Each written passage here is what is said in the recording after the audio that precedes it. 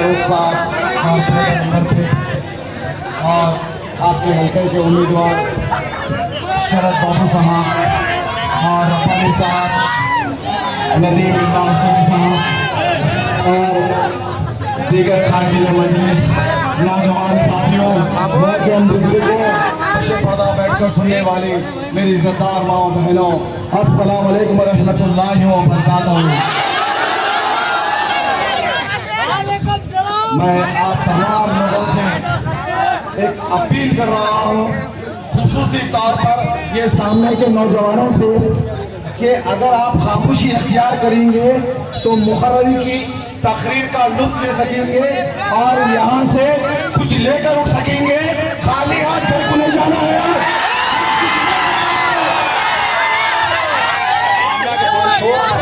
खामोशी में जो मजा आता है वो शोर शराबे में नहीं आता।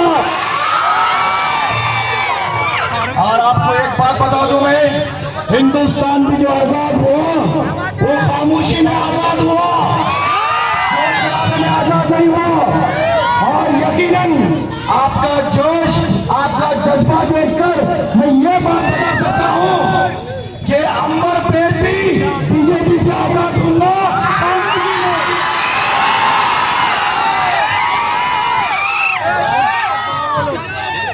65 साल के तवील इंतजार के बाद आज ये मुबारक घड़ी हमारे बीच आई है। आज ये मुबारक शाम, जिस वक्त आप यहाँ पर जमा है और हर एक के दिल में जो दिल धड़क रहा है और हर एक की धड़कन पुकार पुकार कर कह रही है, मंजलिस जिंदाबाद, मंजलिस जिंदाबाद। अरे धड़कने कब धड़कती है मालूम? जब कोई नायाब कारनामा होने वाला है। तो आज आपकी धड़कनों की आवाजें ये इस बात की दलील दे रही है कि आपके अंबरपेट इलाके में मजलिस की मुबारक कदम कामयाब होने जा रहे हैं। अरे नौजवानों, ये जज्बे को उठाकर रखो, संभाल कर रखो और ये जुनून को बढ़ाओ और अपने अंदर एक अकबरुद्दीन अवैसी साहब को कायम करो।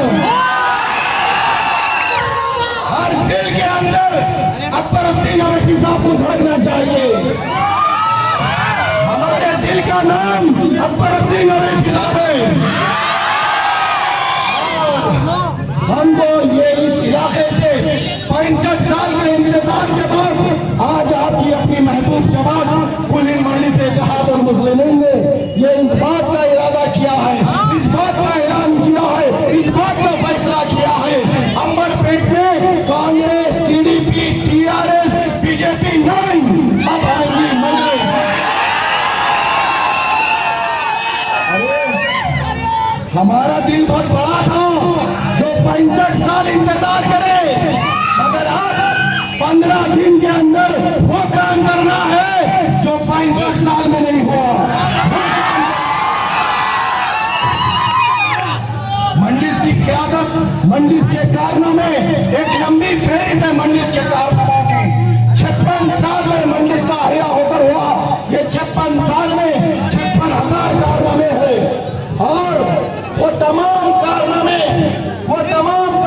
के हकदार आप भी हैं और आप भी मुस्तहिक हैं। और जब मजलिस यहाँ से आएंगी इंशाअल्लाह ताला आपके अंबरपेट इलाके में भी मजलिस के बड़े बड़े तालीमी इदारे होंगे। यहाँ पर भी मुफ्त में किया जाने वाला इलाज या कम पैसों में किया जाने वाला इलाज के बड़े बड़े हॉस्पिटल होंगे। और नौजवानों को एक ऐसी ताकत मिलेगी जो दुनिया में कहीं नहीं मिल सकती। अरे आज मजलिस का मौसम ऐसा है, महाराष्ट्र से, कर्नाटक से, आसाम से, बिहार से, मध्य प्रदेश से, हिंदुस्तान के कोने कोने से, हिंदुस्तान के गोशे गोशे से आज मजलिस को पसंद कर रहे हैं लोग और मजलिस की आमदनी के लिए बेचैनी से इंतजार कर रहे हैं। सारे जहां में आप खुश नसीब हो, अंबरपेट के नौजवानों आप खुश नसीब हो, मजलिस खुद चल लेकर यहाँ तक आई है। अब दिखाओ अपने बाजुओं की ताकत। दिखाओ अपनी मोहब्बत का जज्बा और मजलिस को खाम करो। अरे ये चीखम पुकारे से, ये नारेबाजियों से हम हमारे यहाँ के उम्मीदवार को कामयाब नहीं कर सकते। अगर यहाँ से शरद बाबू को कामयाब करना है तो मैं जो बोल रहा हूँ गौर से सुनो। आज तक जितने भी दिन गुजरे, जैसी भी जिंदगी गुजरी, एक बदौशी में गुजरी, एक खुनुदगी में गुजरी, एक बगैर मंसूबे के गुजरी, मगर नौजवानों आज एक मंसूबा हमको बनाना है, एक प्रोग्राम हमारे पास है, एक परफेक्ट प्लान है। बोलो वो प्लान में साथ देंगे, कामयाब करेंगे मजलिस को। तो सुनिए आप, वो लोग बोल रहे हैं कि 15 दिन में क्या खंबा गाड़ देंगे थे। जवाब दो। अरे 15 दिन में एक नहीं 15,000 खंबे गाड़ लेंगे। ये जोश, ये जज्बा, ये शोर शराबा, अरे लाके पता कांग्रेसियों, लाके पता मोदी साइकिल वाले, ये मजलिस से मोहब्बत, ये मजलिस से जान देने का जज्बा, मजलिस के लिए कुछ भी करने की आवाज, ये कहाँ मिलती है? सिर्फ मजलिस में मिलती है। मजलिस इत्तेहादुल मुस्लिमीन ने ऐलान किया है। आप मजलिस इत्तेहादुल मुस्लिमीन, ये जो जमात है, ये मुसलमानों की जमात नहीं रही। ये मजलिस इत्तेहादुल मुस्लिमीन दलित भाइयों की भी हो गई, एससी भाइयों की भी हो गई, बीसी भाइयों की भी हो गई, और अल्हम्दुलिल्लाह मजलिस के रिश्तेदार बहुत बड़े हैं। मजलिस का खानदान कबीला कुंबा बहुत बड़ा है। और एक बात बोलूं, मजलिस में आज दलित भाई भी है, मियाँ भाई भी है।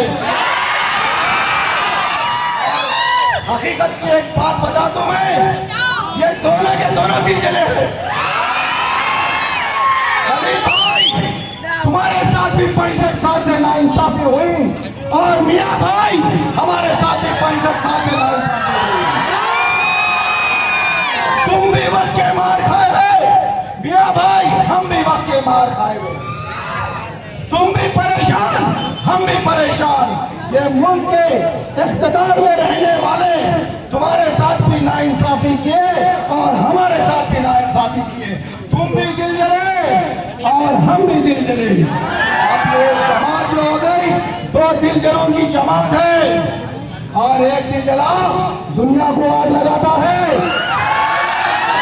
अब तो 2 दिल जले मिले हुए हैं। क्या होगा? फिरका परस्त ताकतों का खात्मा करना है। चंद्रा बाबू नायडू साइकिल टैक्सी, तुम्हारे इख्तिदार के दिन तो 10 साल पहले खत्म हो गए थे। अब तुमको ख्वाब देखने का भी हक नहीं है। तुम्हारी टूटी साइकिल जिसके पहिए इतने घसे गए, जो जगह पे बैठते थे वो सीट 10 साल पहले गिर गई हुई है। बम्बू पे बैठे हुए हैं और मालूम ना क्या तकलीफ होती। आपके हमारे साबिका सदर मोहतरम सालारे मिल्लत ने बाबू साहब को वार्न किया था, आंध्र प्रदेश में हुकूमत को कायम रखना है तो बाबू बीजेपी से अलायंस ना करना।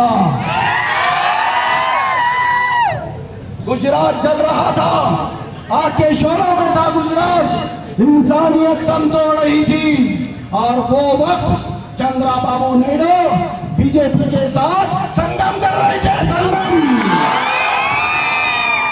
क्या हम भूल सकते हैं वो मंजर को, जलीबी लाशों को, जिंदा जले हुए लाशों को, बर्बादी के वो मंजर को? नहीं भूल सकते वो बर्बादी, हम नहीं भूल सकते वो ज्यादती, हम नहीं भूल सकते वो बेबस लोगों की चीखें, हम नहीं भूल सकते वो मासूम बच्चों की बेबसी, हम नहीं भूल सकते वो मजबूरों की मजबूरी। अरे अब हमको भूल जाओ बोल रही, कसम खुदा की दुनिया जब तक कायम रहेगी, जब तक गुजरात का मंजर हमारे सामने ताजा रहेगा और हम वजारत उज़्मा पर वो नरेंद्र मोदी को बैठे नहीं देंगे।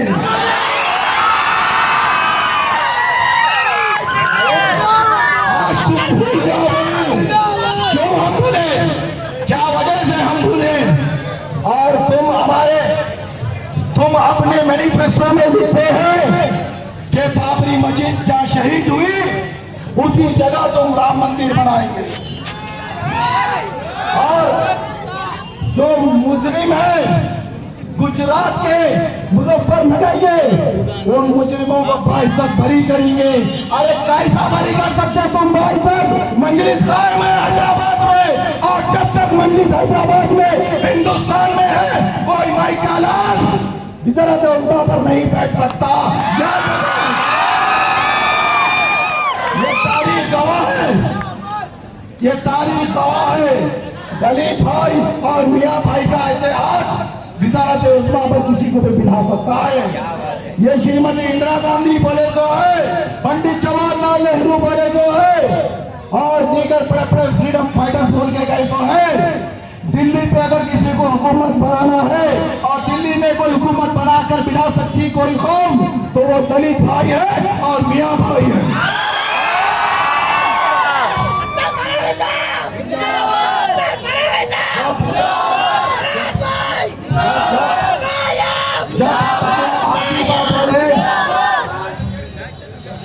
जब मैं आधी बात बोले तो पूरी बात नहीं बोला। वो फ्रीडम फाइटर बोले सो है वज़ारत उज़्मा पर दिल्ली में हुकूमत बनाने के लिए अक़लियतों की बगैर ताकत के कोई माइकालाल हुकूमत नहीं बना सकता। ये अक़लियत है जो दिल्ली में बिठा सकती, तो उसका आधा आंसर मैं दे रहा हूँ। अक़लियत हुकूमत से बिठा सकती तो हुकूमत से गिरा भी सकती है। हिंदुस्तान की सब में बड़ी अक़लियत जो सब में बड़ी अक्सरियत में है 25 करोड़ गैयूर मुसलमान और दलित भाई।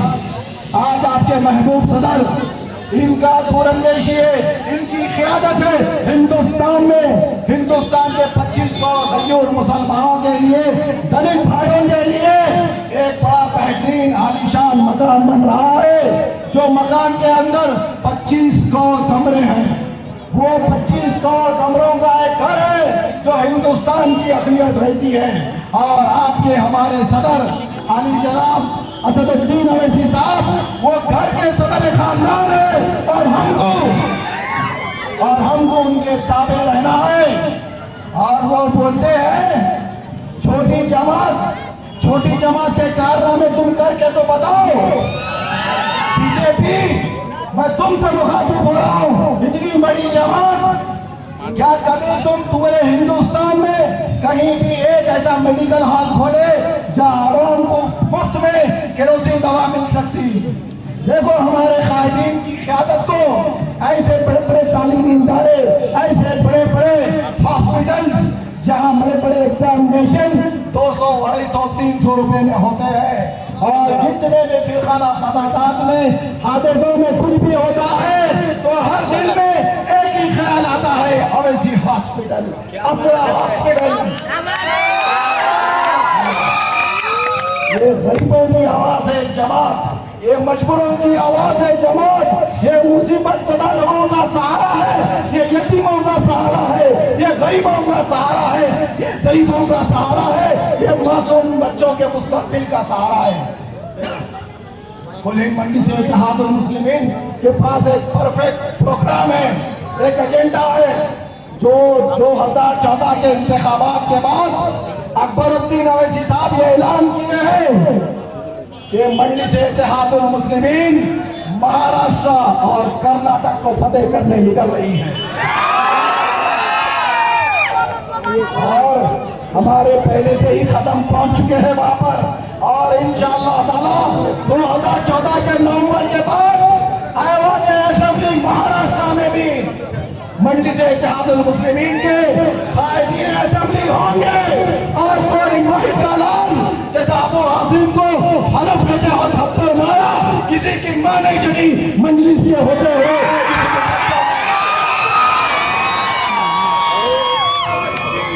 मौलवी अब्दुल वाहिद अवैसी साहब की, मौलवी अब्दुल वाहिद अवैसी साहब की दूरअंदेशी को सलाम, सालार मिल्लत की जिद्दोजहद कोशिशों को सलाम, नखीब मिल्लत बैरिस्टर असदुद्दीन अवैसी की साहब की बेबाक क़यादत को सलाम, अकबरुद्दीन अवैसी साहब का पुरखुलूसाना मोहब्बत को सलाम।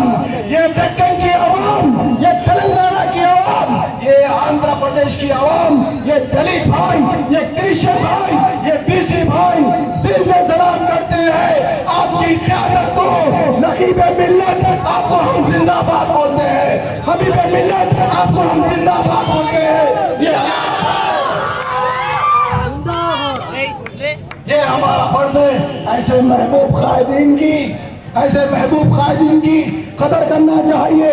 जो रास्ता नखीब मिल्लत हमको बता रहे हैं वो रास्ते पे हमको अमल करना चाहिए। ये हल्का अंबर पे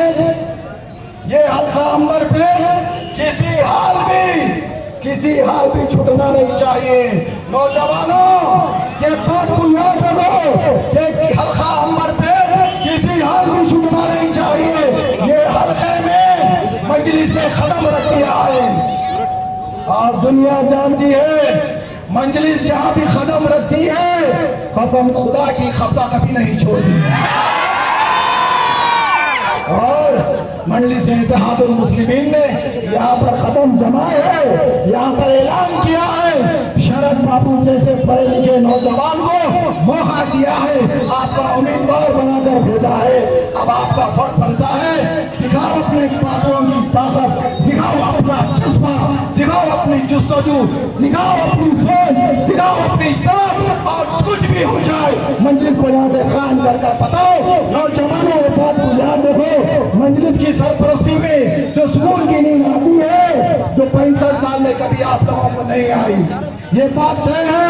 अब 2014 के इंतखाबात में जो काम होने वाला है, जो कारनामा होने वाला है, हर नौजवान का फर्ज बनता है मजलिस इत्तेहादुल मुस्लिमीन को मजबूत करे, मजलिस इत्तेहादुल मुस्लिमीन को जिंदाबाद करे। नौजवानों तुम अपने बाबुओं की ताकत को समझो। नौजवानों आप अपने ओर से क्या नायाब कारनामा कर सकते इसको सोचो। आपका वोट AK-56 में कुछ काम नहीं करना, आपका वोट वो काम कर सकता है, इस मुल्क के मुकद्दर को बदल सकता है। नौजवानों ये मेरी आवाज 1 किलोमीटर तक दूर जा रही है और जाकर खत्म हो जा रही है, मगर आपके अपने वोटों की ताकत ऐवानों तक पहुंचती है और दुनिया देखी है। जब ऐवानों में आपके हबीब मिल्लत आवाज उठाते हैं तो वक्त का चीफ मिनिस्टर कहता है अकबर साहब मेरे को माफ कर दो, गलती हो गई।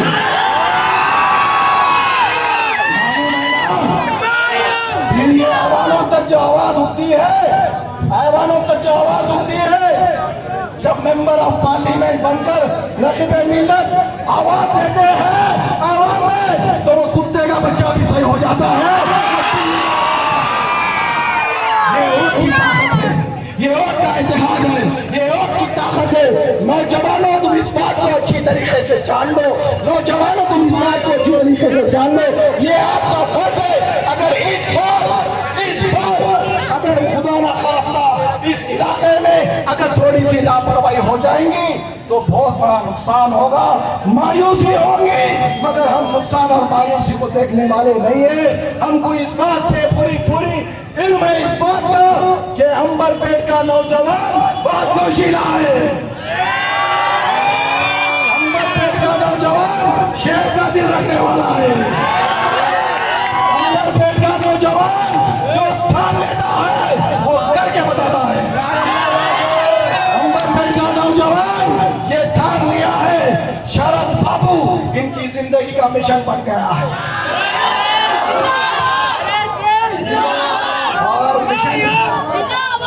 मिशन किसको मिलता मालूम ना, किसको मिलता मिशन? जो काबिल तरीन नौजवान होता है उसको मिशन मिलता है। और ये बात बोलने में मुझे पूरा गुरूर और महसूस कर रहा हूँ। मैं ये देखता था पुराने शहर के नौजवान 1-4 के बराबर है, मगर ये बात यहाँ आकर गलत साबित हुई। अंबरपेट का नौजवान 1 को 10 के बराबर है। 1 को 10 बोल रहे हैं तो वोट भी आपका 1 को 10 के बराबर होना। एक काम की बात करेंगे अब सुनो गौर से, अब सुनो गौर से। अभी तो एकदम गर्म हो रहा, अभी बहुत धमाके बाकी है, अभी बहुत धमाके बाकी है। ये आवाज सुनकर परेशानी में है लोग, सोच रहे होंगे 2014 की सीट कमल के गिरे की चले गई।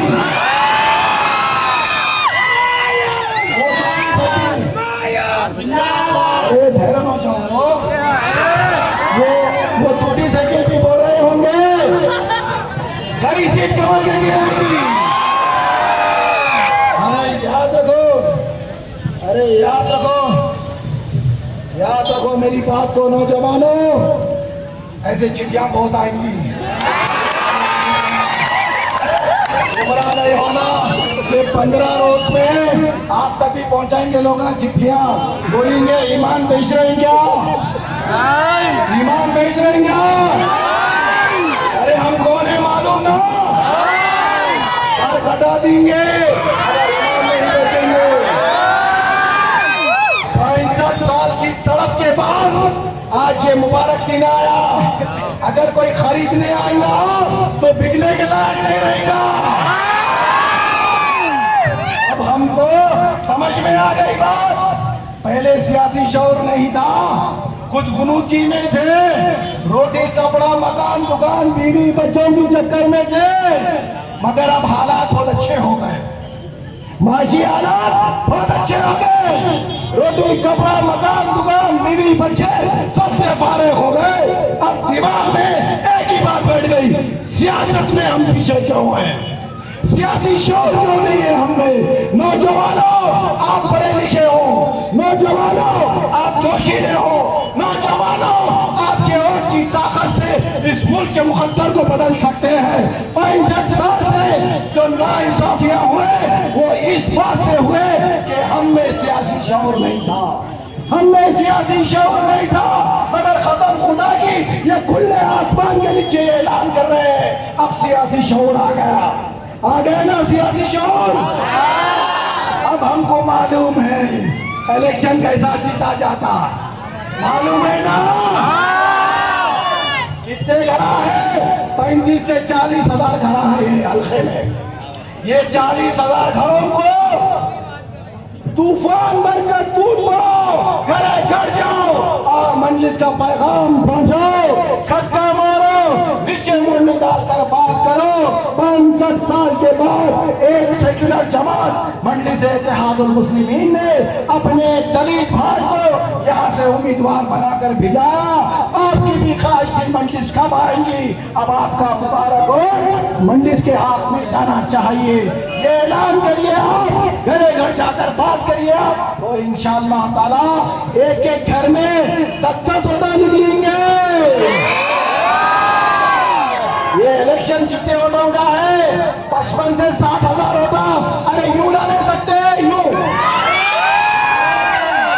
और ऊपर वाले की जात से उम्मीद है हमारे खाने में बरकत होती, हमारे पहने में बरकत होती, हमारे पैसों में बरकत होती, अब वोटों में भी बरकत होगी।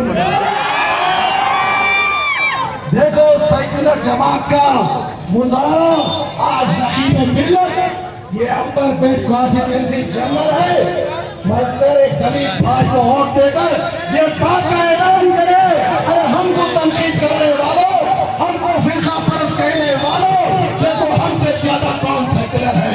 अगर हमको फिरका परस्त कह रहे हैं तो एक बात समझो, हम बेशक फिरका परस्त तो नहीं है, ईमान परस्त है, कौम परस्त है, इंसानियत परस्त है और अच्छे बुरे की तमीज रखने वाले हैं। अरे इंसान को मौत आती है मगर उसके किरदार को मौत नहीं आती, उसके इतिहास को मौत नहीं आती। ये तारीख में लिख दो, 2014 के नौजवानों में एक ऐसा शऊर आया था, एक ऐसा जज्बा आया था, एक ऐसी सोच आई थी और एक ऐसा इनकलाब आया था कि 2014 के नौजवानों का दिल फिर गया, मजलिस के लिए दिल फिर गया। अब यहाँ से मजलिस को लाएंगे जब दूसरा काम करेंगे, जब तक कोई काम नहीं करेंगे। नौजवानों, आपको तारीख में लिखे जाना है तो 65 साल के बाद ये आपके मेरे नाम आने वाले हैं। आप मैं मिलकर, हम सब मिलकर इस अंबरपेट कॉन्स्टिट्यूंसी में मजलिस इत्तेहादुल मुस्लिमीन को